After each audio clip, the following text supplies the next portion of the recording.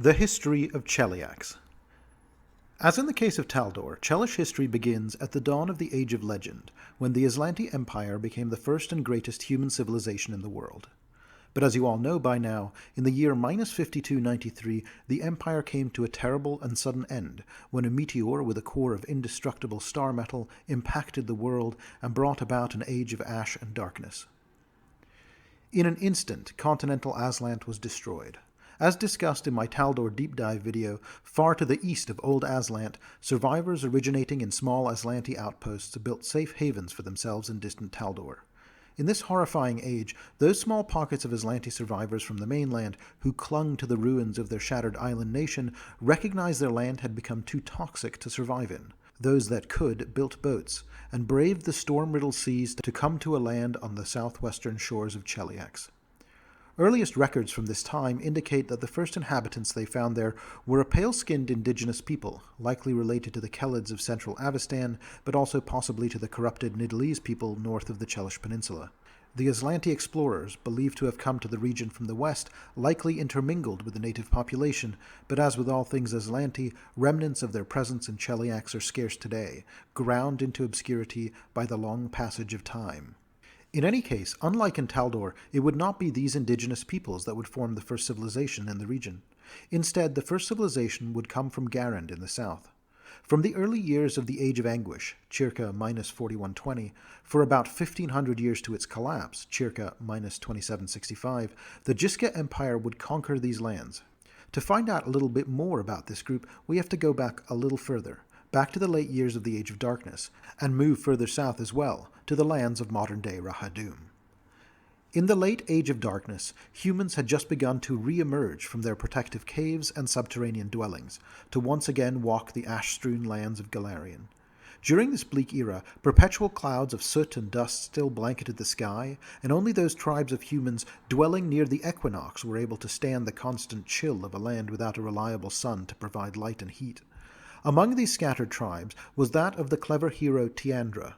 She focused her squabbling and unorganized pastoral tribe on moving from the lifeless caves to the greater safety of the coastline citadels she had found in the scouting of her land.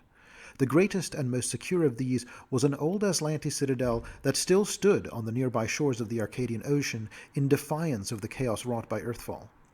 A scant few Aslanti remained in this crooked and swiftly decaying tower, having endured nearly 1,000 years of darkness in their lonely fortress.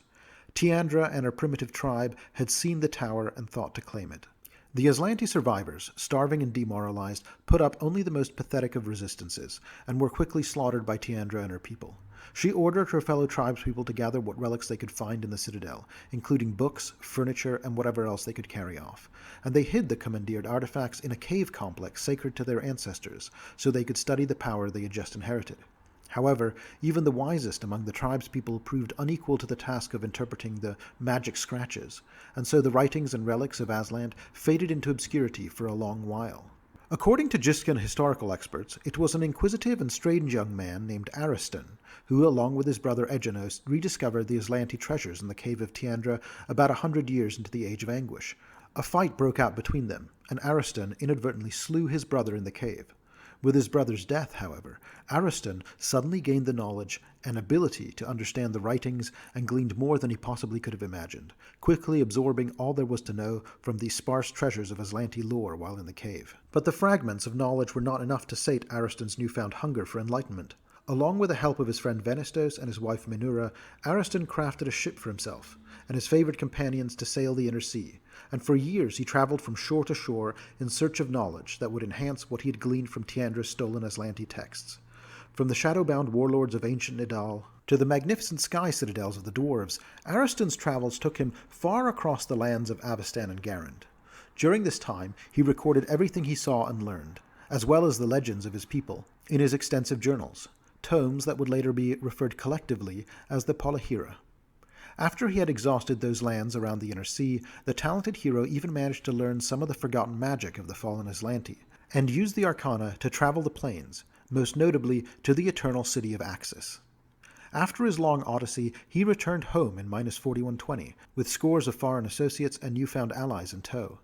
He would name the capital of the Jiska Imperium after his beloved wife, who had remained at the site of his departure and helmed the construction of the city in his absence. Thus, upon his return, the Empire of Jiska was founded, an imperialist monarchy ruled over by the Imperantike, or Emperor of the Jiska Imperium. Naturally, Ariston was the first emperor.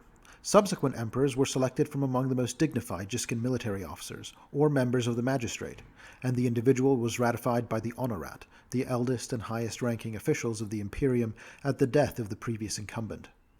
Thanks largely to Ariston's planar travels, Jiska was home to powerful magic-wielding magistrates who made pacts with otherworldly allies, particularly genies, to guard the nation's borders and spread its influence. Ariston's depictions of the inevitables, the judge-servants of Axis, led to the development of Jiska's infamous Artificer caste. The Artificers crafted increasingly elaborate mechanisms and golem guardians for the Jiska Imperium, using summoning magic to call forth elementals whose spirits they bound to their constructs.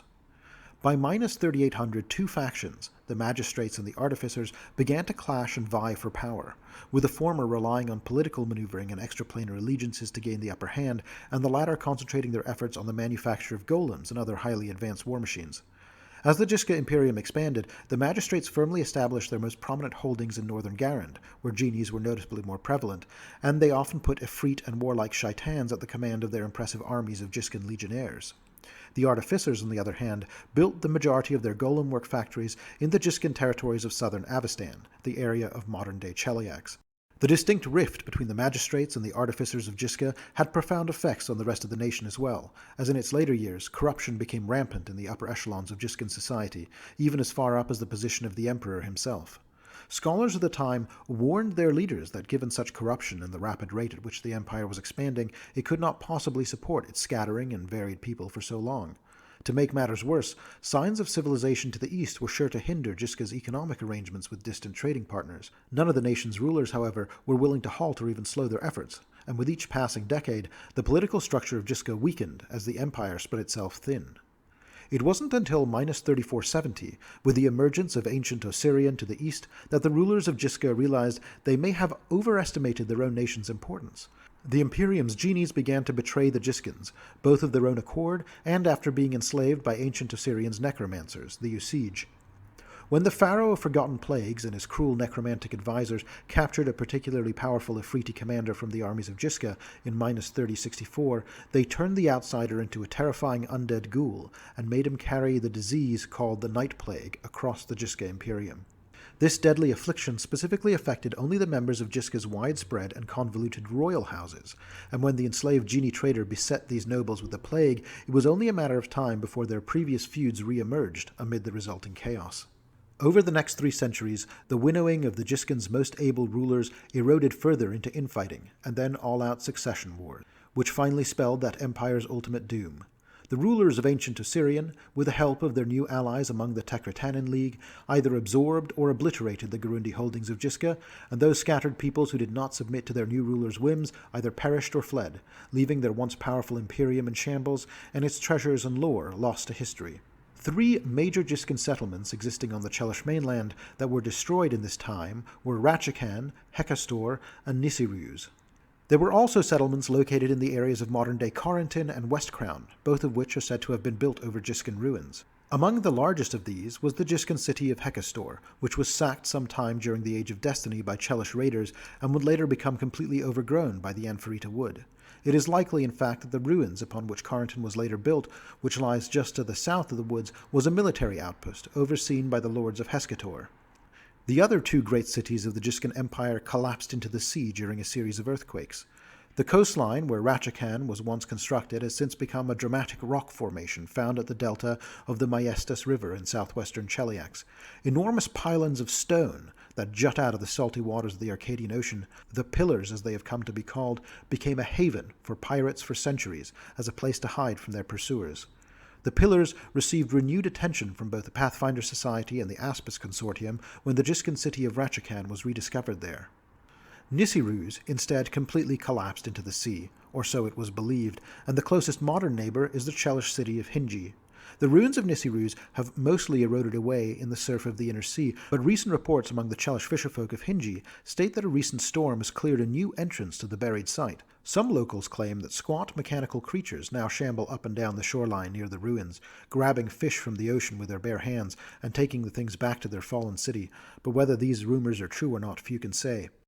As Jiskin power waned in southern Avestan, the conquered indigenous people of the Chelish Peninsula began to raid Jiskin territories, destroying the last remnants of their civilization and occupying their military outposts and cities.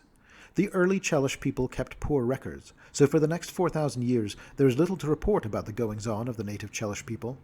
The next major event in the region would occur well into the Age of Enthronement. In the year 1520, when the Taldan general Corin led the Third Great Army of Exploration. For more information on the Taldan conquests, please see my video on Taldor. General Corin established the city of Corentin in Cheliax and began a period of Taldan occupation in the region. Corin also secured the western tip of Avestan and the neck of the inner sea for Taldor. The capital for the newly established Taldan land, which at the time was considered a colonized territory rather than an incorporated Taldan prefecture, was the eastern Chelish city of Ostenso. They established a number of other settlements all along the inner sea between Corentin and Ostenso as well, including both Agorian and West Crown, among others. Taldan expansion would continue throughout the region for the next 1,500 years. But progress became a little spotty, as by the year 1975, the new growth of cities and riches from the Taldan Empire's interest in the region attracted the interest of Ulfin raiders from the north. Descending from the lands of the Linorm kings, the next 1,500 years also began a steady period of Taldan resistance to the northern Vikingur, who would raid all the seaside settlements, and eventually the settlements further inland as well, by making use of the many rivers that crisscrossed the land. In 2555, the Oath Wars ended in Rahadum. The Oath Wars were a long and bloody religious conflict that inflicted untold devastation on the region, largely had between three factions dedicated to the deities of Nethys, Norgorber, and Sarenrae, respectively. The lords of the Rahadumi capital of Azir finally put an end to the religious conflict in their city by simply burning down all the temples and banishing all clerics from their territory. A new philosophy was introduced to replace religion. It came to be known as the Laws of Mortality. The Laws of Mortality spread quickly across the region. The other city-states likewise abolished religion, swearing to uphold the new laws, and were welcomed into what would become the new nation of Rahadum.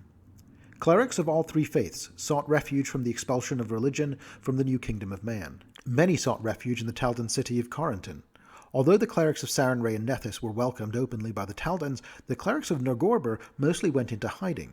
Sometime after this, the city of Vyre, which had been founded in northwestern Cheliax by Taldan settlers from Corentin a short while earlier, would emerge as a center of Norgorber worship in the inner sea region. It is likely that many of the exiled faithful from northern Garand ended up as pilgrims to the City of Masks, as it is often called. Meanwhile, at the end of this year, in collaboration with the exiled clerics of Sarenrae and Nethys, many of whom sought to return to their homeland, the Ardenite faithful of Taldor began construction of a massive bridge, to be called the Arch of Arden, connecting Cheliax to northern Rahadum and spanning the Hespereth Strait. This massive project would take almost 50 years to complete, with its final stone being placed in 2606. The Taldans then laid claim to the land immediately surrounding the southern edge of the bridge, and established a number of military outposts here to secure their control. With complete control over traffic flowing through the strait, the already immense power of the Taldan Empire grew considerably after the construction of the Great Bridge. In 3007, Cheliax ceased to be a colonial territory of Taldor, and became incorporated as a province of Taldor, divided, as Taldor had been, into many various prefectures. Although some of the borders would change a little over time, largely speaking these prefectures would become the archduchies of Cheliax, following the collapse of the old Taldan Empire. These included Ravounel, Hellcoast, Menador, the Heartlands, Longmarch, and Sirmium. In 3991, the provincial capital of Cheliax moved from Ostenso to West Crown, as its position on the Adivian River provided better access to the region's vast interior. It is worth noting that all the while here in Cheliax, unlike in many other parts of the Taldan Empire, the ruling class of Cheliax did not remain purely of Taldan stock. The Chelish, like the Taldans themselves, claimed to be descended from the Aslanti, and they were ethnically similar to the Taldans. Many Chelish intermarried with Taldan nobility, and many more became landed gentry, or earned titles, by assisting the Taldans with both northern and southern expansion, with military victories often being rewarded with land and title. In Cheliax, there began to emerge a new aristocracy of mixed Chelish and Taldan blood, and they increasingly began to see themselves as a distinct people from their eastern compatriots.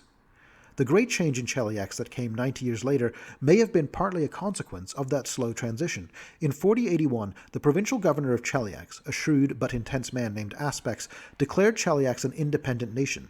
Taldor was unable to put up any true military resistance because of its ongoing conflict with Qadira at the other end of the empire.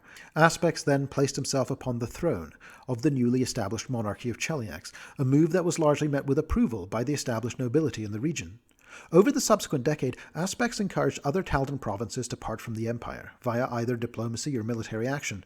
Andoran was the first to give its allegiance to Cheliax, with Galt and Isger following shortly thereafter, when Aspect sent armies to their capitals to serve as motivation.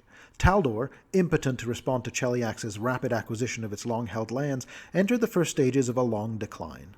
Because the conflict was seen as diplomatic and largely bloodless, Aspect gained the honorific the Even-Tongued, and the entire affair was referred to as the Even-Tongued Conquest. Thus, in a matter of 10 years, Cheliax went from being a Taldan province to the heart of an empire in its own right. In 4137, Aspect's grandson, Prince Haliad I, seeing his mother, Queen Aspexia I, occupied with internal matters, set his sights on expanding the empire as his father had. Against his advisors' urgings, he sailed an armada of Chelish warships to the Isle of Kortos, where he unsuccessfully laid siege to Absalom. Shamed and defeated, he returned to Cheliax after only 3 months, and found he was now referred to as the Mad Prince among both commoners and the aristocracy. To prove his sanity, he took the remnants of his besieging force across the Hesperus Strait to the region of northern Rahadum known as Kari. Devoid of resources and population, save at the immediate base of the Arch of Aradin, Kari put up little resistance, and Haliad declared the conquest a success when he officially annexed the Garundi port as part of Cheliax. The following year, drunk on his success in Rahadum, Haliad sent an army of ships down the western Garundi coast to Desperation Bay, where they constructed and established a Chelish colony further south on the continent. Haliad named the colony Sargava, after his favorite horse. Despite the ongoing conflict between the Chelish colonists and the Mwangi natives, Sargava would remain a colony of Cheliax for half a millennium, making it the most successful colony of the empire not directly bordering the nation. In 4305, Chelish ambition once again led to a period of expansion and exploration, when Emperor Haliad III began what became known as the Ever War, a century-long conflict in which the empire attempted, with various degrees of success, to further expand its influence. The first target of this expansionist ambition were the lands of modern-day Malthun and Nirmathas to the north. The conquest of these lands lasted 6 years, and its completion extended Cheliax's northern border to the southern edge of Lastwall by 4311. For a brief moment in that year, Emperor Haliad went to war with Lastwall as well. The seasoned crusaders of the Knights of Ozem who defended Lastwall were not so easily beaten. In addition to the knights' military prowess, on some level Cheliax recognized the vital responsibility the knights bore, standing watch over the Whispering Tyrant's ghostly prison of Gallowspire and ensuring he never returned to power. And somewhere in the Empire's conscience, they knew that it was in the world's best interest to leave Lastwall to its task. Conflicts within Lastwall ceased only a year after they began. Over the next 90 years, though, Cheliax pushed to expand into Nidal, Druma, and the hold of Belkzen, and attempted 2 sieges on Absalom, even less effective than Haliad's failed attempt a century earlier. Efforts in Nidal ended in a diplomatic conquest of the Shadowbound nation in 4338, smoothing tensions between the Kuthites of Pangolay and, of course, the largely Aradinite nobility of Cheliax. In 4407, the Empire of Cheliax also established the city of Korvosa, a beachhead in southern Varissia that Emperor Halak IV hoped would allow Cheliax to civilize the entire region. By 4410, however, a mere 3 years after Korvosa's founding, the Ever War came to an end. Cheliax's war chests were empty, and its armies and navy were stretched too thin to mount further conquests. The empire entered a period of peace and stability that lasted for nearly 200 years, during which the ambitions of the people were focused on the Starfall Doctrine, the holy Aradinite text that prophesied the god's return to Galarian to rule humanity in the flesh. Because the center of his worship in Avestan had long since transferred from Apara to West Crown, the people of Cheliax were certain that Aradin would return to their nation and rule from its capital. The prophesied Age of Glory was coming, and Cheliax was to be at the center of it. In this quiet period, in 4575, a citizen of the city of West Crown named Dadian Rule had his entire family killed by members of a demonic cult. Rule was refused justice by cult collaborators among West Crown's upper classes, and he abandoned his faith and formed a vigilante posse to capture, beat, and kill the cultists. The West Crown Dotari did not approve of his vigilante methods and arrested him in 4576, but his followers broke him out of prison, against his own orders, and absconded to Fort Rivad, then a Teldan ruin. Ravounel subsequently returned to the city and gave an impassioned speech indicting Cheliax's inaction against corruption and chaos before King Gaspadar. King Gaspadar was so moved that he pardoned Ravounel and commissioned him to form a new knightly order. That knightly order became the Hell Knights, and the speech, now known as the Merciless, remains one of the Hell Knights' most important philosophical texts. Citadel Ravad continues to be the home of Ravounel's first order of Hell Knights, the Order of the Rack. Throughout 4605, the year preceding Aroden's prophesied return, all of Cheliax's vast resources were focused on welcoming home. King Gaspadar I prepared to relinquish the throne and the empire to Aroden's control. The Eagle Knights were founded to act as Aroden's mortal honor guard, and Arodenites from all over the world flocked to Westcrown, Deng, Egorian, and other Chelish sites hoping to witness the holy event. But Aroden did not return. Rather, on the eve of his prophesied arrival, the inner sea was racked with weeks of terrible storms, and a tidal wave destroyed the coastal city of Deng. Worst of all, Aroden's clerics were cut off from their god. Many worried that Aroden was dead. As time passed, such fears were proven justified. Iomedae took on the mantle of the last Aslantes faith, and inquiries by priests of other gods to their deities confirmed the truth. Aroden was not coming back. Cheliax was thrown into chaos, its citizens and government alike operating out of fear and a sense of survival, rather than logic or the Empire's best interest. In the face of the tremendous natural disasters, the governmental infrastructure fell apart. King Gaspadar had dismantled much of his bureaucracy to make way for Aroden's rule, anticipating the impending obsolescence of the government in the face of a deity ruling on high. The king had already all but formally abdicated the throne when Aroden died. Nobles who once held positions of power found their resources had been spent, and their political connections had withered out of fear for an uncertain future. The Chelish aristocracy did its best to maintain order, to govern in the absence of support from peers, lieges, or vassals, barely preventing outright rioting and anarchy. The empire hobbled along for 2 terrible years. In 4608, the chaos finally descended into all-out war. A dispute arose between 2 noble houses, each ruling neighboring counties that were in different archduchies. When the conflict grew into a physical skirmish, it set off a chain reaction of noble allegiances that soon had over half the nation's government in arms. King Gaspadar's mysterious assassination brought the conflict to a head. Gaspadar had left no heir prior to his death. The Chelish crown became the ultimate prize to the war's victor. What had been a morass of nobles fighting one another with no clear leaders on either side quickly became a 2-sided conflict between House Davian, whose naval power was among the strongest in the nation as a result of close ties to Sargava, and House Thrune, whose armies were increasingly bolstered by allied devils, the most notable of which was the pit fiend Gorthoclek, who served both Abigail I and II as a general and advisor. The Chelish Civil War would rage for over 30 years. While Cheliax's armies and nobles were engaged in the war, the empire suffered a fate similar to that of Taldor during the even-tongued conquest.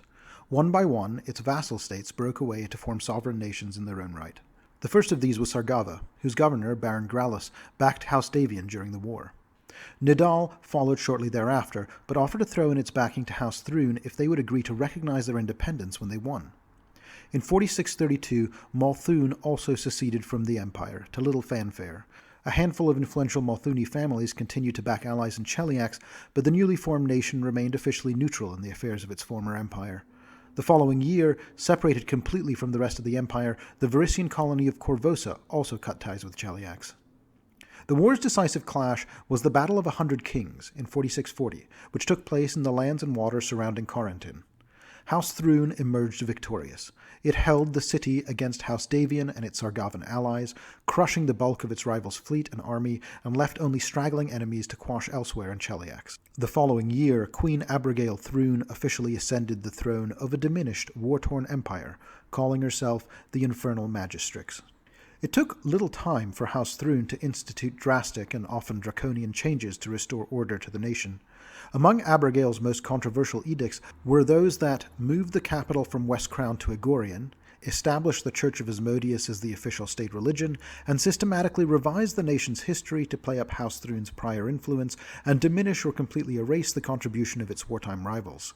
These efforts were largely effective, and lawfulness once again returned to Cheliax, but at a high cost, both for the empire and for the people upon whose backs this new stability was built. In 4643, and then again in 4660, the new Infernal Empire of Cheliax attempted to reclaim Sargava, but the free captains of the Shackles drove the Chelish fleet away both times. The lords of Sargava, now a colonial barony ruled as an independent kingdom, developed a relationship of payment to the Shackles so as to maintain their independence from Cheliax. For a long while still, power there would continue to rest in the hands of formerly Chelish colonial overlords, and despite some animosity between them, these lords would continue to have trade dealings with the Infernal Empire. In 4667, inspired by the anti-aristocratic philosophies of writers Hosseter and Ubanik, Gault split from the Empire and entered an ongoing period of gory revolt known as the Red Revolution. 2 years later, Andoran followed suit, but once the nation was wrested from Chelish control, the people's result was a more bloodless affair, with a relatively peaceful transfer of power from the province's nobility to the people. This would begin a period of Chelish naval skirmishes and blockades to try to cripple the Andoran economy. The following year, in 4670, the central third of the Arch of Aradin collapsed into the sea. The keystone was dragged from the seabed by Azarketi allies of Andoran and given as a gift to them later that year. The archstone bore the symbol of Aradin and was used in the construction of a monument in the Field of Concord in their capital city of Almas, known as the Archstone Monument. Touching it is said to bring good luck. In 4689, Cheliax's 20-year embargo of Andoran ended when Andoran successfully sank 3 Chelish warships outside of Westcrown, including a flagship. Cheliax realized it could no longer afford the ongoing naval conflict and settled for terms with Andoran, allowing its ships to pass through the Hespereth Strait and across Chelish waters for the first time since its nation's founding. In 4709, his infernal magister Infrexus fell through the ice of the Adivian River and drowned. Abigail II, great-granddaughter of the Empire's founder Abigail I, became the new infernal magistrix of Cheliax. In 4710, the events of the Council of Thieves adventure path takes place. In this adventure, the heroes uncover a secret truth, that an organization called the Council of Thieves had established itself as a shadow government in the city of Westcrown for over 400 years. It was in many ways their actions that led to the deaths of Dadian Rule's family, and therefore the establishment of the First Hell Knights. The Chelish Civil War was a strange time for the Council. It no longer had to contend with the laws and strictures of central government, but neither was it necessarily equipped to prosper in times of such upheaval and violence. So the Council laid low for 3 decades, and when the House of Thrun seized control, it was quick to re-establish its presence in the city. The heroes in this adventure learn of a bargain struck in this time between the Council's leader, Sidonai Drovenge, and the Archdevil Mammon. Mammon, through his infernal power, helped Sidonai sire a powerful scion, Sidonai's son, Ecardian Drovenge. The devil Mammon wanted Ecardian to gain control of Westcrown, for in doing so he would not only further the secret plans that Lord Asmodeus had for all of Cheliax, but more importantly to Mammon, serve a dark and terrible purpose of his own.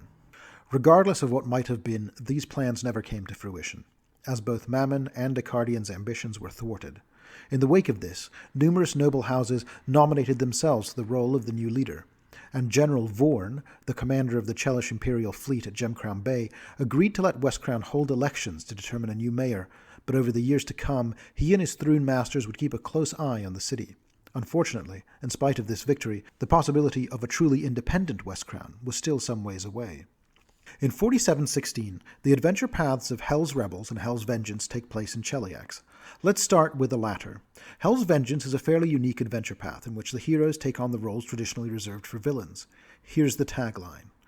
Under the leadership of a zealous paladin of Iomade, goddess of honor, justice, and valor, a new knightly order called the Glorious Reclamation seek to purge Cheliax of its diabolical taint by overthrowing the House of Thrun and reclaiming the country for its people in the name of Iomade.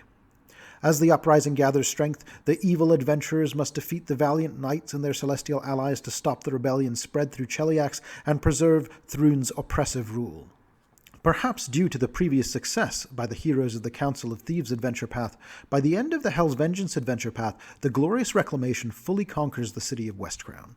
Lord Marshal Alexara Cancellarian proclaims Westcrown the restored capital of a new Cheliax and rechristens it the City of Glory's Return.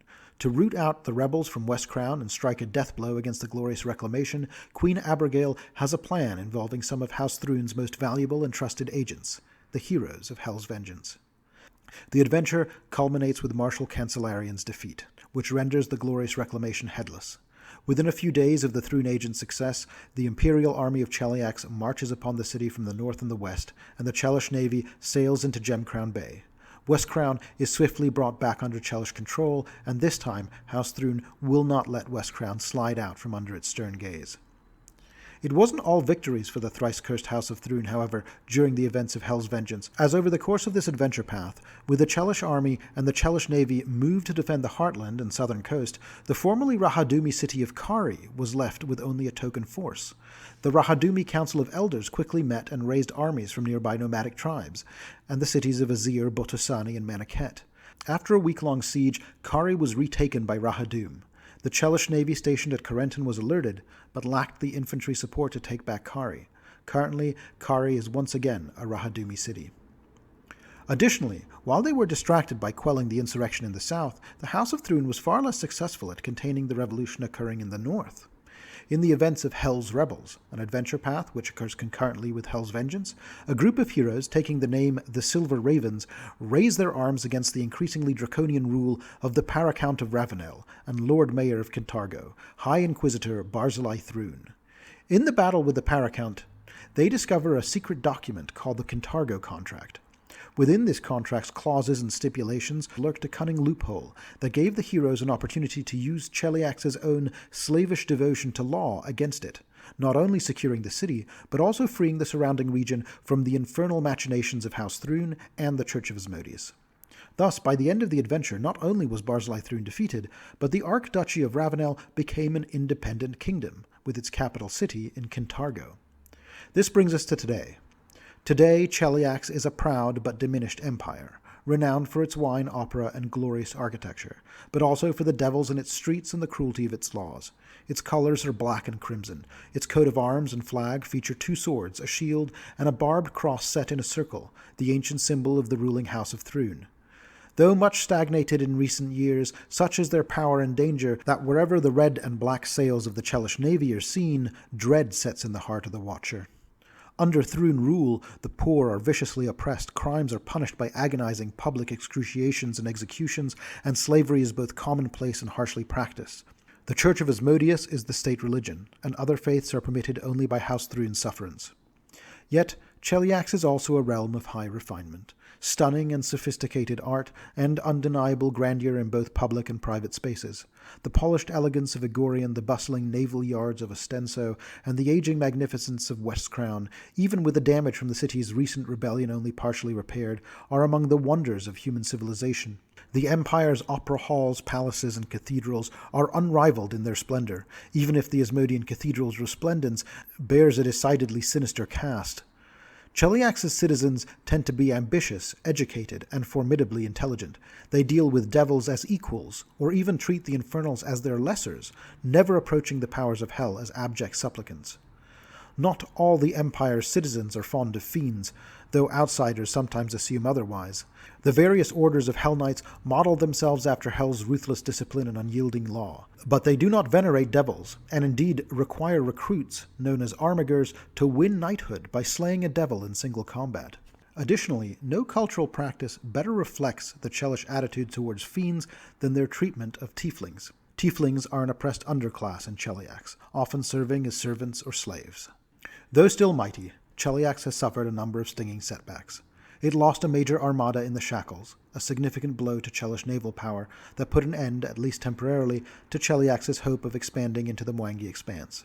Then, the violent rebellion calling itself the Glorious Reclamation erupted in Westcrown, causing widespread social unrest before Queen Abigail's forces were able to crush the rebels and restore order.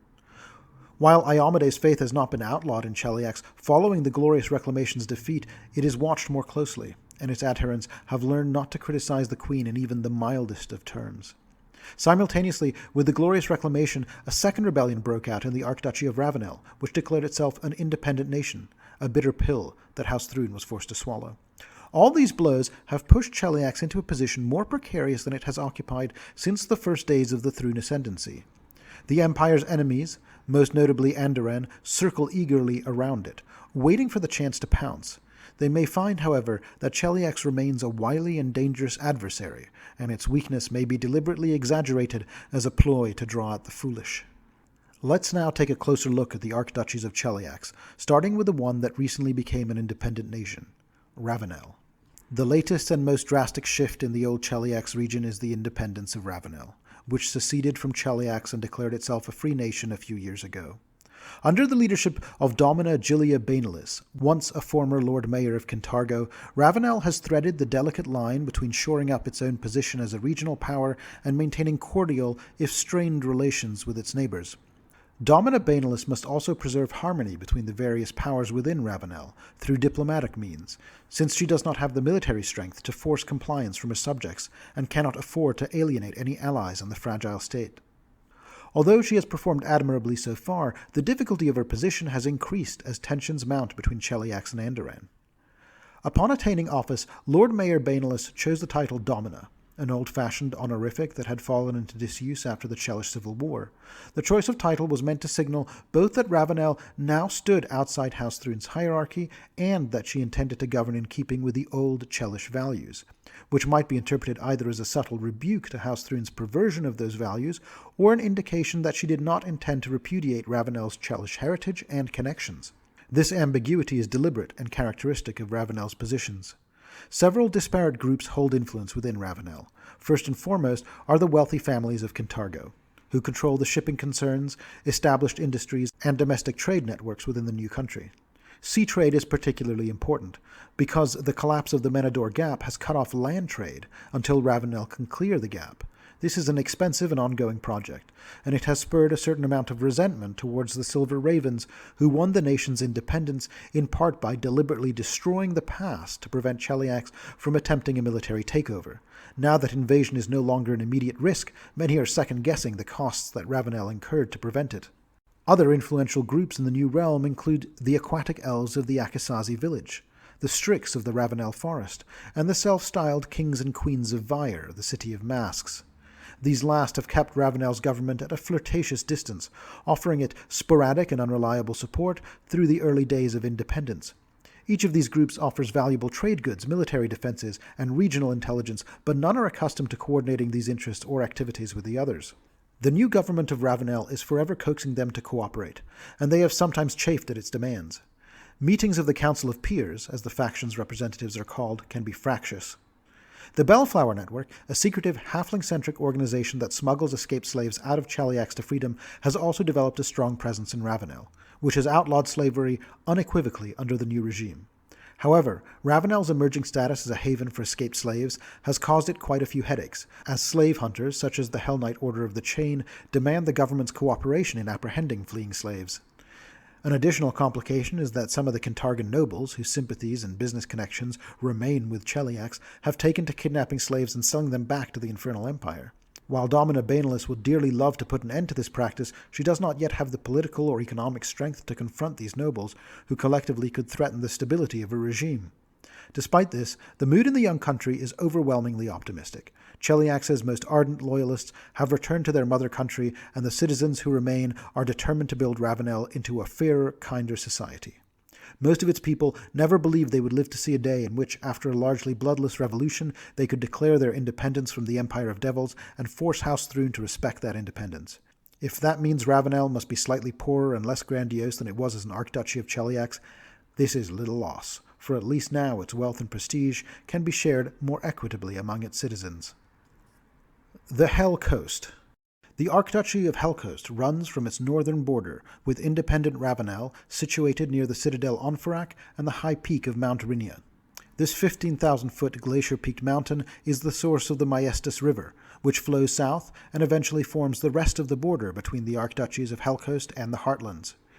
It's along this river that you will also find the capital city of Beldie.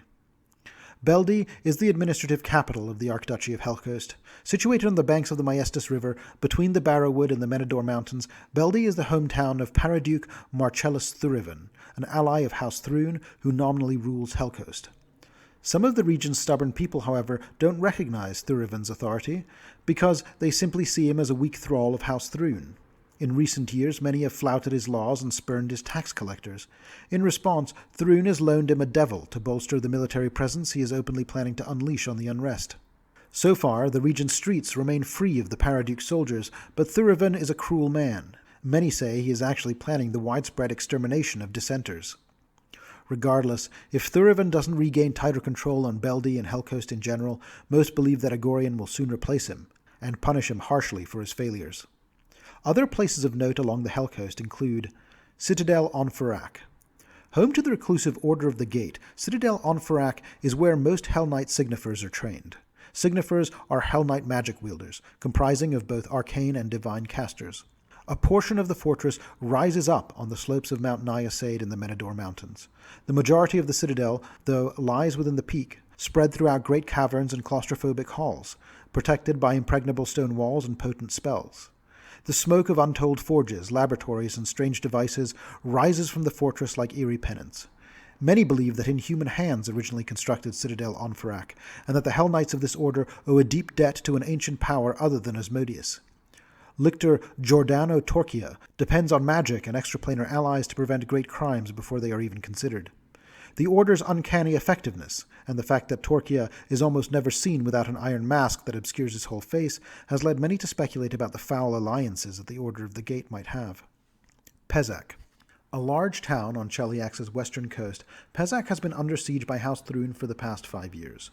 After the Thrune ascendancy, Pezak was the only city in Cheliax to repel the country's new imperial ruler, and attempt to become an independent settlement loyal to Aradin. House Thrune's response was swift and brutal. The Hell Knights invaded the town and burned a third of it to the ground. The ruthless response did not quell the defiant citizens of Pezak. Another major rebellion and a series of riots occurred as recently as 4710. The Chelish navy responded by blockading Pezak's harbor, under the command of the new military governor Vedra Sondenak. Because Pezak is hemmed in by mountains, the town is effectively blockaded, with only whaling ships allowed to leave port, in exchange for the blockade claiming a hefty share of their catches. The rebellion smoldering in Pezak is for now contained. Its citizens remain defiantly opposed to the diabolic usurpers of the Chelish throne, despite the threat that Thrune poses. The fact that the Chelish government has merely blockaded the city rather than destroying it outright, though, might indicate that it has plans for Pezak, plans its upstart citizens no doubt hope to thwart. Black Cove. This quiet village along the shores of the Hellmouth Gulf is home to a large number of Azarketi, also called Gillmen or Low Aslanti, who are aquatic descendants of ancient Aslanti survivors of Earthfall. A darker secret permeates this town. It traces to the abhorrent Ulatkini, who in turn answer to the insidious Aboleths. Blackridge. This town is located in Devil's Perch, a mountainous region notorious as the home of the dangerous winged humanoids called the Strix. When Blackridge was founded, circa 4700, it was little more than a camp for Chelish miners who hoped to exploit mineral deposits in the Menador Mountains. Chelish interest in the region peaked dramatically in 4711, when prospectors found a rich silver lode. Several grim battles ensued between the winged folk and the Hell Knights of the Order of the Gate. After much bloodshed, an uneasy truce emerged, and Cheliax's prospectors have poured into Blackridge. Key to the agreement is Parcelan Alteras, the governor of Devil's Perch, who lives and leads from Blackridge, and was one of the 3 to approve a treaty between the Chelish and the Strix. The Chelish have access to portions of the area for silver mining, but steer clear of Strix hunting grounds. Should these terms be violated, fierce strife between the miners and the Strix would no doubt arise again. Windspire. Windspire is a Strix settlement in Devil's Perch. The Windspire Strix roost at the top of a geological formation of the same name, which the avian people have expanded upwards with wood and bone. The settlement is not accessible from the ground. Wide shelves of stone and wood arch out from the cliffs at Windspire's base, making free climbing to the settlement impossible. Windspire is therefore a safe haven for the Strix, as only creatures capable of flight or other magical transportation can enter the settlement. Windspire's current leader, or Rakoa, is a canny Strix named Kiri. Like all Strix in the region, Windspire residents have close ties to Kirixkree, the largest of the winged people's settlements. Their relationship is not one of governance, however, and the 2 tribes are in frequent disagreement, particularly over the issue of how to deal with humans. Kirixkree's notoriously outspoken Rakoa preaches that the humans are half people, and that Strix must eat their flesh without shame. Kiri is the more diplomatic of the 2 Strix Rakoas. The Ruins of Narona. From the moment Queen Abigail I seized the Chelish throne, she knew which cities she could easily subjugate and which would be more difficult to bring under her thumb. Narona was a city in the latter category, and she sent the Chelish navy to destroy the traitors, coldly ordering her captains to leave no resident alive. A few of Nerona's citizens escaped, but over 5,000 souls perished in the flames or under the swords of soldiers stationed around the outskirts to catch any who tried to flee. However, unbeknownst to Abigail and her forces, Nerona had been constructed atop the site of an ancient magic repository. The nature of the repository's power and what it had been used for had long been lost to recorded history, though elusive references to its power crop up in the folklore of the area from time to time. Shortly after the Thrun Ascendancy, the ruins became the haven of a coven of ash hags and other cultists looking to harness the site's occult potential. The ruins of Ratchakan. The Pillars of Anfarita have long been rumored to hold ruins, artifacts, and other evidence of the fallen Jiskin Empire. But only in recent years has an entrance to the column containing the sprawling foundry city of Ratchakan been found once more. Ratchakan's ruins promise to provide unparalleled riches to explorers in the form of both artifacts valuable for their historical significance and those whose worth lies in the lost technologies they represent. Menador. The Archduchy of Menador stretches across the entirety of northern Cheliax, following the line of the Menador Mountains and encompassing all the rough hill lands south of the mountain, with its southern borders following the Malvesa and Konerica rivers in the east and the Sedna and Maesta rivers in the west. The city of Cantaria, nestled between the Barrowwood and the Menador Mountains, is the capital of the Archduchy of Menador. Its economy relies upon merchant caravans, Nidalee's shadow masters traveling to Egorian, and the trading of minerals and slaves. Its rulers are the Chelish noble family House Narikopolis, which sided with House Thrun during the Civil War, which was quite fortuitous for the crown, as House Narikopolis produces Cheliax's best archers. Now the Queen regularly calls upon them to fulfill secretive missions that advance her agendas. Stretching as far back as the 3800s, Cantaria also occupied another important place in Chelish history, as the mortal Iomade protected and ruled it for a year and a day while it was under siege. This was considered her 10th miraculous act. Other places of note in the Menador Archduchy include Ostrogard Manor. In northwestern Cheliax, the ill-omened Ostrogard Manor stands on a bluff overlooking the eastern end of the Menador Gap. Although the estate lies within an easy walk of the road, few dare to ascend Ostrogard's unkempt grounds. Long before Aradin's death and the rise of House Thrun, Ostrogard was known as a haven for diabolists. Rumors hold that Queen Abigail I visited Ostrogard Manor to brush up on her knowledge of infernal contracts before making the deal that catapulted her house to the throne. Ostrogard Manor has recently passed from the Kastner family to the infamous Blackrose family. The Hell Knight Paralictor Damien Kastner gifted the estate to the family in 4712 when he married Michelia Blackrose. The eccentric Blackroses are keen to know what secrets and mysteries the isolated manor holds. The Blackrose family are also the owners of the Blackrose Museum in Absalom's Wise Quarter. The family is rumored to have made its fortunes by selling goods, relics, and possibly secrets over the border between Taldor and Kadira during the early years of the Grand Campaign. Citadel Gesteno. One of the most shameful blights on Hell Knight history is Citadel Gesteno. During the Chelish Civil War, several bands of ruthless mercenaries wore the unofficial mantle of Hell Knights, including the skull-clad butchers who called themselves the Order of the Crux. When House Thrun rose to power and brought the war to an end, the Order of the Crux refused to disband despite its illegitimacy, and so in 4663, Egorian sent the Order of the Scourge to forcibly remove the pretenders. The Order of the Scourge methodically put Citadel Gesteno to the torch, and the matter was considered handled. However, 25 years later, 3 Grave Knights clad in scarred Hell Knight armor arose from the ruins.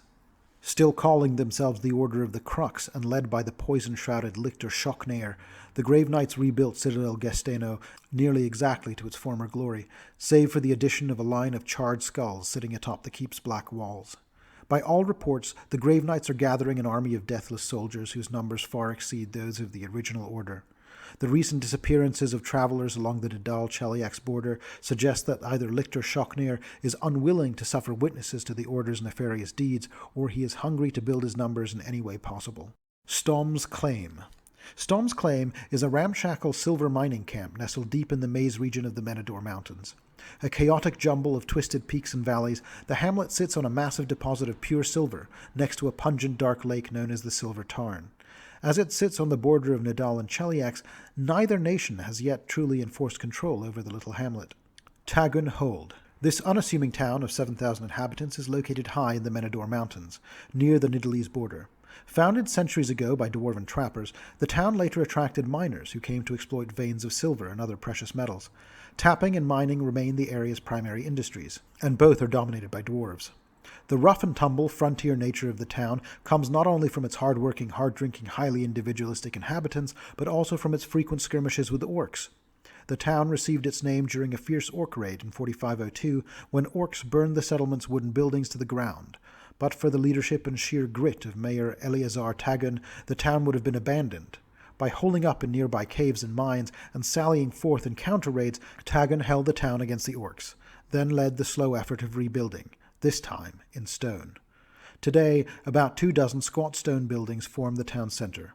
Among these stand smaller structures built against the cliffside that lead into warrens of underground caves. These partially underground constructions serve as homes for the town's wealthiest citizens, and are valued because a house containing caverns not only provides the best protection against orc attacks, but also can contain hidden rooms to hide contraband.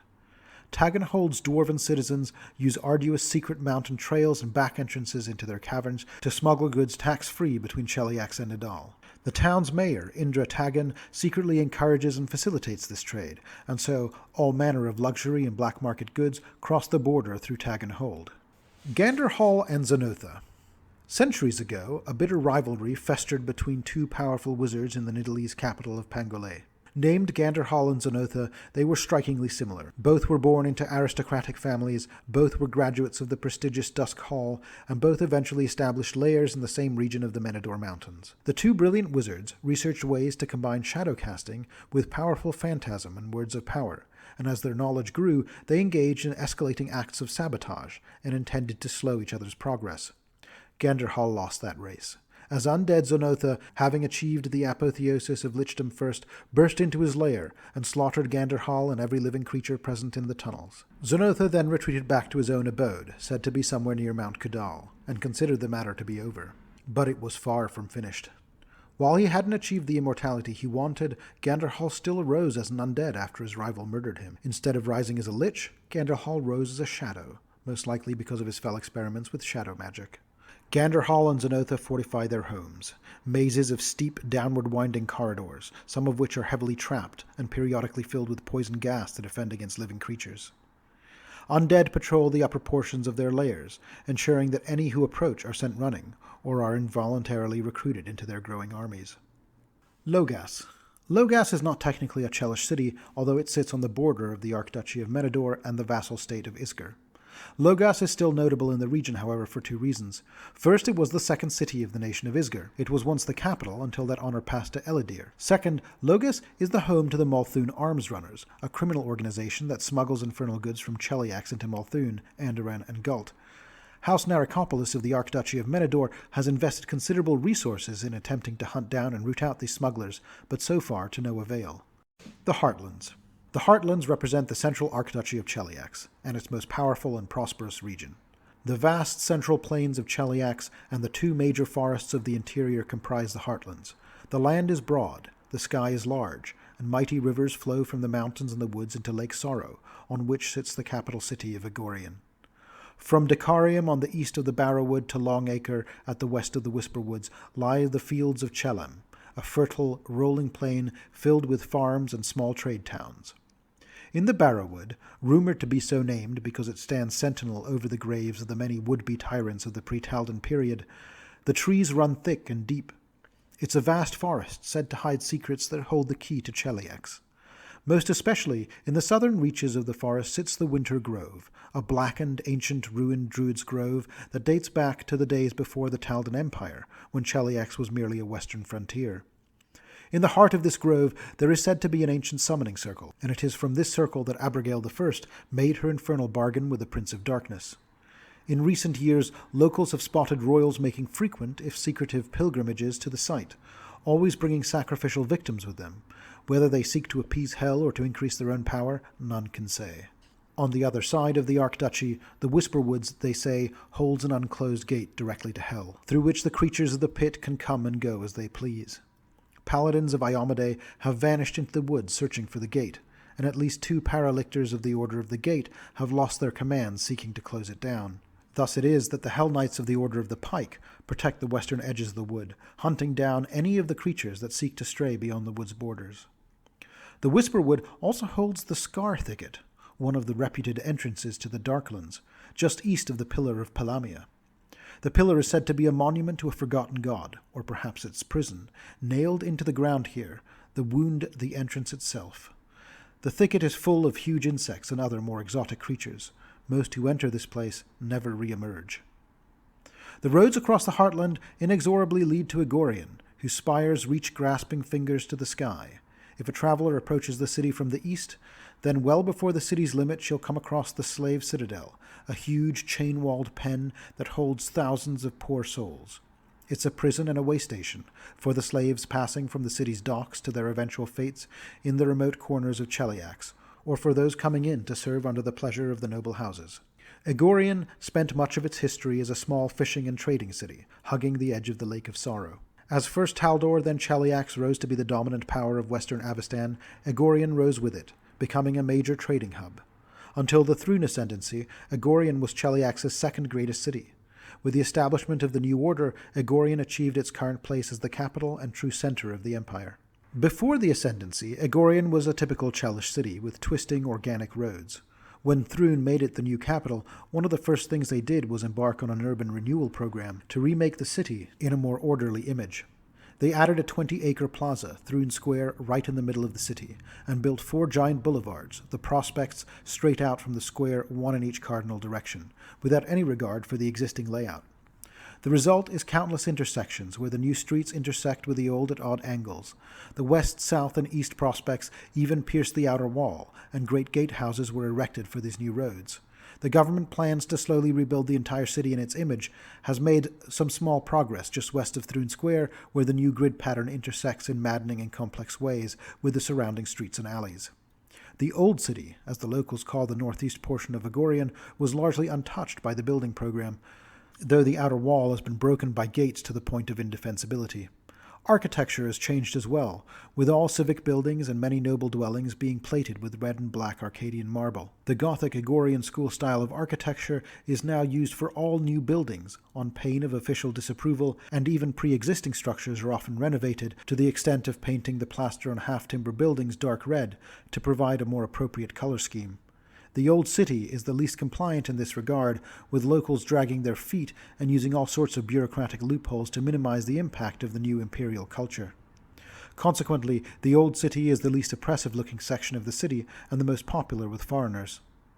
Most members of Egorian's municipal leadership spend a great deal of time placating the Thrunes and balancing the other great houses against each other while simultaneously trying to run the city. Egorian's leaders included Duxatar, the foremost position of leadership among a city's Dotari or city watch/police force. Duxatar Marcellano Ratarian enjoys a measure of popularity for his ability to root out corruption in the imperial bureaucracy, though he has the unenviable task of trying to keep the city Dotari out from under the thumb of the Order of the Scourge Hell Knights, whose local commander is Paralictor Ivo Eliendo. The city's Lord Mayor, Gracius Alazario, is a master of centrist politics. He manages to move the ongoing urban renewal program forward just fast enough to keep the palace happy while bureaucratically sabotaging enough unpopular projects to keep the citizens' anger in check. Vastly more powerful than either of them is Grand High Priestess Aspexia Rugaton, who leads Cheliax's official religion from Egorian and is one of the most powerful clerics of Asmodeus in the Inner Sea. Overseeing the entire churning city and nation is the founding monarch's granddaughter, Queen Abigail II, who rules from the imperial palace. Surrounding her are fiend-infused golems, who protect her unfailingly, and her hellish advisors, including an Arrhenius named Lilantha and a pit fiend named Gorthoklek, who is also an emissary to Asmodeus. Despite the powerful fiend at her side, those close to the queen report that it is truly she who controls Cheliax and its policies. Some even say that Gorthoklek reins in Abigail's worst impulses, though what those could be in such a brutal land it's hard to say. Other places of note in the Heartlands include Everpine. Like an oasis nestled in the western Barrowwood, Everpine is a commune of goodly fae that's largely set apart from the rest of the mysterious forest and Cheliax at large. Surrounding the several-acre commune on all sides is a copse of particularly ancient trees with thick, protective foliage. The trees grow atop steep rocky hills that provide a natural buffer against intruders. Within this sheltered area lies a large lake, near which resides a population of dryads, huldras, nymphs, pixies, and other kind creatures. Everpine's effective leader, Mistress Vanissil, is said to have the Huldra's ability to manipulate luck, as well as the Pixie's ability to become and remain invisible at will. Citadel Darvaj. Once a shining keep of limestone and marble built on the northern shore of Lake Sorrow, Citadel Darvage was blasted to rubble more than 50 years ago. The Hell Knight branch that occupied it, the Order of the Vice, was also destroyed in the attack. To this day, despite powerful magical inquiries on the part of House Thrune, it remains unclear who or what was behind the assault. All the authorities know for certain is that the Order of the Vice primarily concerned itself with assessing and combating threats against Cheliax from the great beyond. Citadel Domain. The modern-day home of the Order of the Scourge is also the keep that housed the original Order of Hell Knights. Located in the heart of Cheliax near Agorian, Citadel Domain has a bloody history. In 4635, the Order of the Pyre besieged it for nearly 2 weeks, causing the Order of the Thorn to lose more than half its number, including its lictor. Hell Knights from the Order of the Chain and Scourge rushed to end the attack. Seeing defeat was imminent, the Order of the Pyre set fire to Citadel Domain, destroying half of the fortress and killing most of the remaining members of the Order of the Thorn. 4 years later, the Order of the Scourge reconstructed and expanded Citadel Domain, which it turned into its headquarters. This ushered in the keep's modern use, and its facilities now include huge meeting halls that host Hell Knight leaders during the knighthood's rare conclaves. Although the Order of the Scourge has no special influence over the other orders, its keep's features have instilled in its members a sense of stewardship. The Order of the Scourge's lictor, Toulon Vidocq, carefully watches House Thrune for signs of treachery against the Hell Knights. Further rumors hold that the Order of the Scourge has long labored in secret to create an underground passage between Citadel Domain and a redoubt in the Barrowwood as insurance should Cheliax ever turn on the Hell Knight orders. Decarium. This hardy town, situated between the Tomersulk River and the Barrowwood, is known for its talented fisherfolk, as well as its high frequency of Fey bloodline sorcerers. These magic users give Decarium a mischievous reputation, and many river travelers who find themselves stopping here for the night walk away baffled that such a seemingly carefree population could thrive in dour Cheliax, particularly so close to Agorian, the very heart of the Infernal Empire. For their part, the townspeople seem to brush over the fact that diabolism is the law of the land, as they prefer to tell whimsical stories of their past as free-form revelers.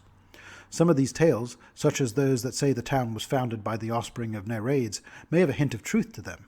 The town's mayor, Lalita Jireen, is skilled at tempering these rumors when around Chelish elite, and in paying timely tithes to House Thrune, which so far has believed her when she loudly proclaims among loyalists that she is devoted to the crown.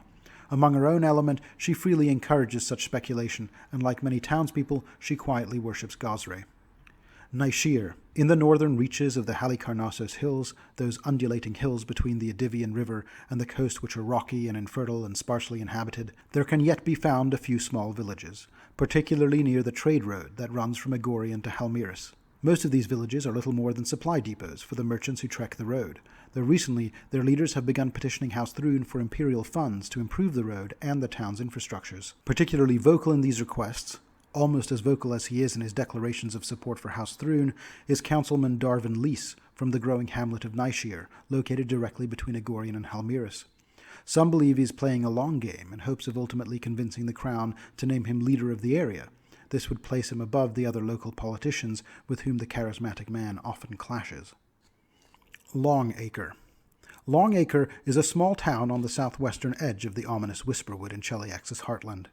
A large number of the town's populations are veterans of the Chelish army, many of whom are malcontents traumatized and disillusioned by the harsh reprisals they were forced to inflict on their fellow citizens, and thus are outspoken in their criticism of House Thrune and Cheliax's military policies in general. In response, they have been mistreated, shunned, and driven into poverty and exile here, and some have even had their names struck from the Chelish military records. These former soldiers stoke a pervasive undercurrent of anti-Thrune sentiment in Longacre, despite the efforts of its shrewd ruler, Archbaron Darylus Fex. Sonara. Sonara is a small city of 5,000 residents located in the Whisperwood, at the confluence of the rivers Iseld and Malvesa. Much of the land surrounding the city is forested, but the fertile fields here boast rich farms. No walls surround Sonara, but Castle di Lauro defends the city from a position atop a hill overlooking the junction of the two rivers. Duxotar Abritia Fesselin is responsible for matters of law and order within the settlement, and works tirelessly to maintain a vigil against the bandits and monsters of the Whisperwood, which occasionally sneak into the city under the cover of darkness to prey upon the populace. Sonara is unique among Chelish cities for having a high population of devil-spawned citizens, and for elevating, rather than denigrating, tieflings in public perception. More than half of all Sonarans spring from bloodlines with devilish taints, and more than a quarter are actual tieflings. The city's forthright mayor, Gaugelio Bex, does not come from a devilish bloodline, but only because House Thrune would not stand for a Chelish city being helmed by the spawn of a devil. Longmarch. This archduchy is bordered by the vast inner sea itself, stretching from the Arch of Aradin in the west to the Bay of Solva in the east, where the earthquake and typhoon-ruined city of Deng brought low by the death of Aradin overlooks the cape.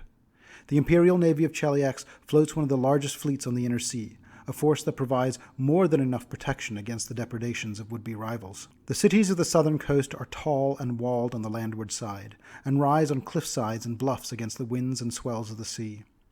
Though the Chelish navy is strong and nearly unbeatable in these waters, pirates, smugglers, and shore-hugging brigands dare the wild seas and churning currents to make encampments all up and down the coastline. The capital of this region is Corentin. Originally a military outpost, the proud furthest reaches of the army of General Karin, the city of Corentin is surrounded by 50-foot-high limestone walls that connect to the Arch of Aradin, which forms the city's western border. Corentin trades with nearly all nations and major cities of the inner sea, and its control of the Arch of Aradin, and by extension Cheliax's, allow it to heavily tax movements through the Hesperith Strait. For all its wealth, however, Corentin is deeply beholden to Egorian's nobles. Its affiliation with Thrune is strong, as Mayor Archduke Kettermal Carthanian ensures. Corentin is a major hub for the international slave trade. The Order of the Chain Hell Knights, based in nearby Citadel Garadeska, ensures that transactions remain orderly and lawful. Overwhelming naval fortifications ensure that the city remains well protected from Andorran warships. With these measures firmly in place, the slave trade is considered safe and secure behind Corentin's walls. Any challenge of authority is so harshly punished here, where Diabolists rule and devils walk the city, that most don't even try. Corentin is known as the City of Nine Forts. Although the name is inaccurate, the city actually boasts well over a dozen reinforced buildings and fortifications around and within Corentin, having repelled invaders for millennia. This archduchy contains another major city as well. Along with its troubled past, it's no surprise that this city is not the capital of the archduchy. The metropolis of West Crown was formerly the capital of not just the duchy, but all of Cheliax. It was also, in very recent years, temporarily the seat of power of the Glorious Reclamation, which threatened to secede as a separatist southern state. This city sprawls across a hilly peninsula where the Adivian River empties into the inner sea on Cheliax's southern coast. The city comprises 3 large districts called the Paregos, 2 on the mainland, and a third on a series of islands in the river. The city's government and wealthy elite inhabit the defensible Parego Regicona on the river, while the city's large middle classes live and work in Parego Spera on the peninsula. To the north, Parego do Spera is home to the city's destitute and desperate. A series of waterfalls north of West Crown make most ship travel up the Adivian to Lake Sorrow impractical. Further, West Crown's docks are sheltered from tides and sea storms by a massive sandbar. As a result, West Crown boasts a busy mercantile economy. The city has nearly as many canals as streets, and residents travel by flat-bottom barges called adels more often than by carriage. A white marble statue of Aradin, over 90 feet tall, still stands atop High Hill in Parejo Spera, sword upraised in salute and mirrored eye emblazoned upon its chest. Pilgrims, merchants, and politicians from all over Avestan made West Crown a hub of humanity's influence. Although once glorious, West Crown declined dramatically after Aradin's death. The city fell into chaos as the old noble families warred for dominance, scarred by the trauma of losing their connection to their god. For a while, the Council of Thieves commanded the city. Then it was conquered by Iomedean separatists, but today it has finally been brought back to heel by her infernal magistrix Abigail Thrune II. Other places of note in the Longmarch Archduchy include Citadel Garadeska. The home of the Order of the Chain doubles as perhaps the most brutal and secure prison in Avestan. The citadel is perched atop a treacherous rocky spear of land near Corentin and connected to the mainland only during low tide. Its other natural defenses include the jagged underwater rocks that surround it, the sea monsters that supposedly feed on the prison's dead, and the wet, sharp stone stairs that one must climb to reach the keep. Lictor Uro Adam has negotiated for imprisonment rights with House Thrune, Nidal, Taldor, Rahadum, Lastwall, and others, and the Order profits handsomely from holding some of the most notorious criminals in the world. The Hell Knights of the Order of the Chain are also known as consummate bounty hunters and slave chasers. Unsurprisingly, people whisper that it's easier to escape some places of hell than to escape from Citadel Garadeska. Messini. Messini is a large port city on Cheliax's southern coast, between Corentin and Hingi. Messini's active harbors welcome many merchant ships and sailing vessels, although the city's greatest claim to fame is its highly regarded law court. The Hall of the Lawgiver, formerly used as Messini's great temple to Abadar, was also famous in the days before the Thrune Ascendancy. Since then, however, the hall has become a minor temple to Asmodeus and has declined in prestige. A high proportion of Messenians still remain loyal to Abadar, worshipping in their homes and at smaller shrines scattered throughout the city. Today, Messeni's magistrates, despite some still being of Abadaran faith, are experts in even the smallest details of the Asmodean disciplines that form the basis of Chelish law. Unlike the judges in other Chelish cities who often seek legal loopholes to advance personal agendas, the magistrates of Messeni work to preserve their reputations as rational and even-handed arbitrators. Along the southern coast, the phrase "sharp as a Messenian magistrate" praises someone as well-reasoned, eloquent, and fair. Hingi. Pristine and orderly at first glance, the coastal city of Hingi is a complex place rife with terrible secrets and witness to a fraught history. The city once teemed with noble families who grew rich from the port's trade, but during the Chelish Civil War, like elsewhere in the nation, the nobles turned on each other viciously. After the Thrune Ascendancy, House Thrune allowed loyal nobles to keep their titles and demoted the rest to peasants, or worse. Today, the sycophantic Lord Mayor Tareth Ivici considers himself the Queen's right hand, though she would scoff if he made such a claim at court. Despite the loyalty of the new nobility to House Thrune, this has not ended Hingi's myriad problems, chief among them these days being the endemic drug problem. A powerful hallucinogenic called ice tears has recently become popular in the city. Once the purview of bored or distraught nobles, the drug has moved into the city's slums. Now, Ivici Square, the beautiful park north of Fort Gorthoclec, is teeming with homeless addicts. The Sons of the Tyr cartel, headed by boss Zeran Greytooth, grows so wealthy and powerful that it flirts with operating openly, and Hingi's guards have their hands full chasing down dealers while also keeping the homeless population in check. Citadel Rivad. Originally an outpost for Taldan traders, Citadel Rivad was converted into a Hell Knight keep sometime before 4580. It has since housed the Order of the Scourge, which relocated to Citadel Domain in 4639, and the Order of the Rack, which occupies it today. The Citadel is the most esteemed Hell Knight keep in existence. On the surface, it is a model for every Hell Knight fortress, with pristine granite walls standing as embodiment of discipline, mercilessness, and law. However, the Citadel still sits on the foundations of an ancient Taldan trading post, and many claim that winding passages, elaborate catacombs, and even stranger features are hidden within the keep's secret subbasements. The Order of the Rack is known for housing tomes of dangerous lore and heretical scrolls, and some say an entire spectral library, to which the Hell Knights may or may not have access. Lictor Rishmar Alamansor is nearing retirement age, and is searching for a successor who can continue the Order's success while also keeping its secrets and threats in check. Most belief he favors Paralictor Darcene Wrens for the job. Westpool. Where West Crown has suffered in recent years, the much smaller settlement of Westpool has prospered. Thanks in part to the possibly planned sabotage of the Third Stavian Arch, an arch which allowed ship portage further upriver over the Rickon Falls, but now requiring a much greater degree of costly manual intervention to send ships upriver, and thanks in part to its shrewd mayor, Tybalt Crocini. Mayor Crocini has a keen political mind and a natural gift for contorting the law. He has inflated the price of slave labor, instituted additional portage taxes, and press-ganged the servants and slaves of his political rivals as portage laborers. Under Crocini's decades of leadership, Westpool has expanded up along the side of Rickon's Falls, resulting in a town that is as much vertical as it is horizontal. The Imperial investigators stationed in Westpool since the sabotage, ostensibly to discover the perpetrators and prevent further dissent, all consider the mayor a personal friend who is above reproach. East Rickon. The small port town of East Rickon along the River Adivian is one of the two settlements known collectively as the Rickon Ports, named for the Rickon Falls just west of this town. Westpool is the other. North of mighty West Crown, both port towns exist because the Adivian River's strong currents and the nearby Rickon Falls make travel up and downstream difficult. Both towns boast many taverns, inns, goods, and hirelings to help merchants move products along the river. East Rickon is the smaller and scrappier of the two towns, with a hardy population of locals who see House Thrune's rule as overly intrusive and generally bad for their business of trade and travel. Bosun Michel Fishersmith, who helms the most lucrative ferrying business in East Rickon, is the town's uncontested leader.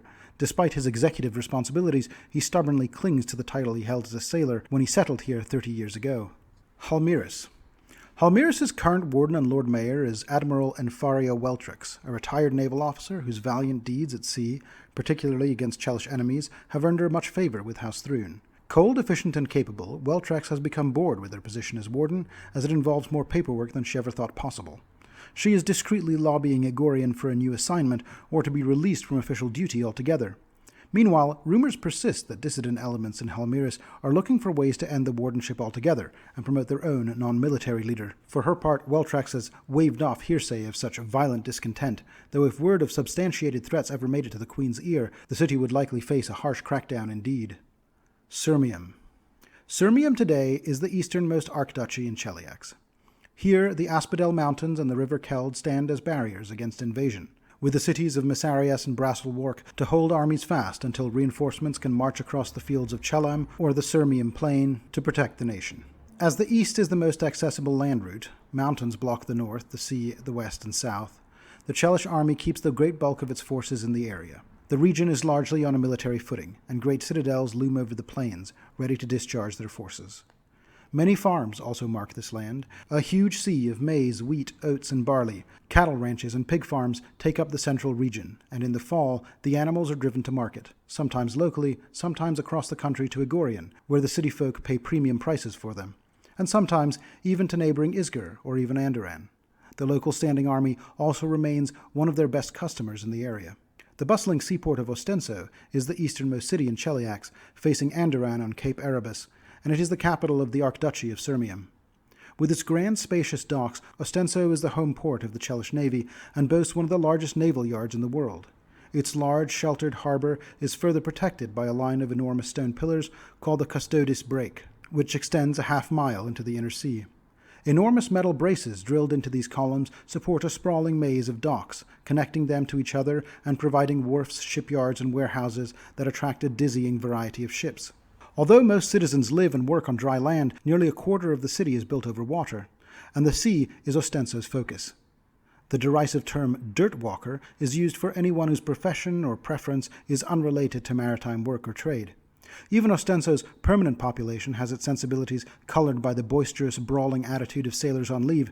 The city's underground fighting pits draw large crowds from all social classes, and its bars and brothels have a wild reputation throughout the rest of Cheliax. Trade in Ostenso is vibrant, as the city maintains relationships with several nations across the inner sea. Since the Ruby Prince opened Assyrian's ruins to foreign explorers in 4707, Ostenso has seen a steady flow of Assyrian artifacts from Sothis. Ostenso also does a larger volume of trade with the city of Absalom than any other Chelish city. This is because Egorian places more restrictions on other port cities' trade with Absalom than it does on Ostenso's, perhaps to limit communication between the city at the center of the world and certain Chelish rebel groups. Even still, the members of Absalom's Grand Councils are no fool. They have imposed a limit on Ostensan ships in Absalom's harbor, lest Cheliax leverage a friendly trade relationship into a naval invasion. As in most Chelish cities, slavery in Ostenso is rampant, and its courts make slaves of debtors, malcontents, and criminals. The transports of slaves via ship is not as common in Ostenso as it is in Corentin, but thousands of human and halfling slaves still arrive in Ostenso each year.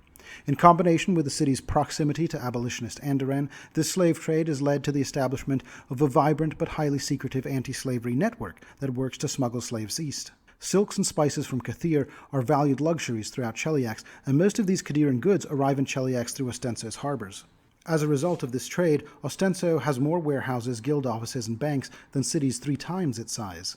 The notorious and multinational Aspis Consortium, which boasts regional trade offices throughout Avestan and beyond, is headquartered in the towering Aspis building here. The people of Ostenso remain keenly aware that they are situated very near Andoran, one of Cheliax's implacable adversaries on military, economic, and moral grounds. Although the Chelish Navy refits and repairs many of its ships in Ostenso's busy shipyards, battle-worthy naval vessels continually patrol the waters around Ostenso and are prepared to launch an attack against Andoran upon the slightest provocation. Unwilling to test the might of Cheliax's navy directly, Andoran has elected for intrigue over brute force. The Ostensan City Watch, colloquially called the Dock Watchers, are constantly vexed by Andoran spies, sabotaging ships, kidnapping merchants, and investigating slave uprisings. Other places of interest in the Archduchy of Sirmium include Remesiana. Remesiana is a large old Chelish port city that clings to its aristocratic roots and maintains an uneasy relationship with House Thrune. Located near the Bay of Solva at the hilly mouth of the Iseld River, Remesiana was established as a port to relay the goods flowing down the river, primarily timber from the Whisperwood and Disgary goods shipped through Messarius, to other points along the Chelish coast. Early in Chelish history, the city became the home of several of Cheliax's wealthy noble families. Its sprawling skyline is emblematic of Remisiana's old money. Remisiana's Lord Mayor Endori Delir ensures that the city appeases House Thrune, and Remisiana's head of mercantile interests and economic policy, Sagara Dioso, and its Duxotar, Oryx Dioso, are cousins who work with Lord Mayor Delir to ensure that the city's nobles are well represented in its governance. Remisiana benefits from much less attention from the Hell Knights than other Chelish cities. To facilitate their forces' movements beyond Cheliax's borders, the Order of the Nail established a series of fortified wharves called Citadel Draith near Remisiana. Citadel Draith was never the main headquarters of the Order of the Nail, though, and when that order relocated to Varissia in 4682, Citadel Draith was all but abandoned. The small garrison that remains has little impact or influence on Remisiana today. Lakestal. Grimy Lakestal is one of Cheliax's largest coastal cities. Lakestal's bombastic mayor, Barviti Julistark, once famously quipped, "We don't need to know what it is to tax it." Not surprisingly, with this attitude, despite its size, its port is not as busy as those of smaller cities. Lakestal is built high on a bluff called the Upland, overlooking the Brassel River and the Bay of Deng, and its viable waterfront is a paltry strip of land along the base of the precipice. Several switchback paths rise from this narrow strip to the upland, trodden by surly mules that visiting merchants are required to rent. Although Lakestal's docks primarily serve as wharfs for trading vessels and Chelish naval ships, a raucous collection of pearl divers ply their trade there as well. The bulk of Lakestal sprawls across the upland in a chaotic array of markets, towers, and forges. Industry is a key element of Lakestal's economy. A perpetual pall of soot hangs over the upland, staining the city's buildings a dull black. Lakestal is a higher dwarf population than most other Chelish cities, and dwarven crafts from Lakestal are in high demand throughout Cheliax. The farmers and ranchers of the Sirmium plains bring their goods to Lakestal's market to trade for agricultural implements, finished goods, and field slaves. These visitors find Lakestal's sooty air unpleasant and are quick to conduct their transactions and depart. Myssarias. Myssarias is a large town on Cheliax's northeastern border with Isger, and its well-maintained docks see river traffic from both directions. Although Isger is a vassal state of Cheliax, the Chelish army keeps a large company of troops garrisoned in and around Myssarias. The official justification is that these troops must be ready to meet an invasion from the east, but the large, visible force right on the border also serves to keep Isger in check. In addition, the town is a waypoint for travelers of all sorts, from scouts and diplomats to thieves and brigands. Myssarias's mayor, a gregarious woman named Marta Eldeviet, commands the respect of the army as the granddaughter of a famous general. Bustling with trade, Myssarias retains open and cordial relations with Isgari merchants, many of whom transport goods from wealthy Druma to the north or to the dwarven lands to the east. Traders from Malthun or Andoran also operate discreetly in the town, although they take care to present themselves as Isgari or Druman lest they invite the authorities' scrutiny. Although valuables such as spices, jewelry, and salt are commonly traded here and shipped down Iseld River into the Heartlands, Myssarias boasts a large market for weapons and armor. Many troops stationed in Myssarias strive to acquire weapons and armor of dwarven manufacture. Despite the Chelish military presence in the area, Myssarias has a surprisingly high crime rate. Beyond pickpocketing and burglary, which are common in town, it is rumored that Malthun arms runners from Logus keep a base here as well. Rumors abound that the Lord Mayor is in fact in cahoots with the various organized crime groups in her city. Brasselwark. Perhaps the largest gnome settlement in the Inner Sea region, Brasselwark, located near the headwaters of the Brassel River, teems with the zest and unmitigated chaos that defines the gnome experience. Its layout is a tangled mess of uncoordinated streets and haphazard multi-storied buildings with clashing architectural styles. The gnome's desire for constant change ensures that the city's look undergoes perpetual experimentation and modification. The gnomes of Brasselwark are known throughout the Inner Sea region as consummate architects and engineers. Partly in exchange for free access to the useful services of these professions, the Chelish authorities meddle little with the city, although it's rumored that Thrune spies routinely visit to determine how much influence, if any, foreign enemies have gained there. The more nuanced reason that House Thrune largely leaves Brasselwark to its own devices involves the city's king, Drum Thornfiddle. In the early days of House Thrune's ascension, Thornfiddle pledged his city's loyalty and resources in exchange for its relative autonomy, and a more or less permanent place as Brasselwark's Thrune-backed ruler, of course. As a result, much of the city's vaunted expertise, particularly that of its prestigious alchemy and arcane academies, is devoted to her Magistrix's pet projects and those of her agents, and Thornfiddle is a shameless Thrune vassal. It is widely suspected that the king also promised a future favor to the nation's ruler, who would come to collect their sinister dues at any time. The city remains abuzz, In fact, an entire complex wagering system is in play regarding what Queen Abigail might demand and how the citizens should react when she does. Needless to say, opinions vary widely, and every few months, frenetic rumors emerge that the Queen has secretly decided Brasselwark's fate from her throne room in Agorian. None of these rumors have ever turned out to be true, however. At least not yet. Citadel Crane. The seaside fortress, home to the Order of the Pyre, is known as the only Hell Knight citadel that hosts its own fleet of warships. The site coils around a natural harbor, which serves as a port for its nearly 36 black-sailed vessels. Clad in dark metal and crewed exclusively by lightly armored and specially trained Hell Knights, the ships sail throughout the Inner Sea in the Order's quest to quash the corrupting influences of fiendish cults and strange philosophies.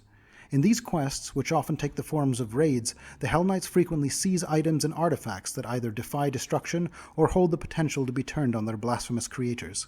To hold them, the Order has created a museum called the Godless Gallery, which exists as much to protect its members from the item's corrupting influence as to keep them out of the hands of evildoers.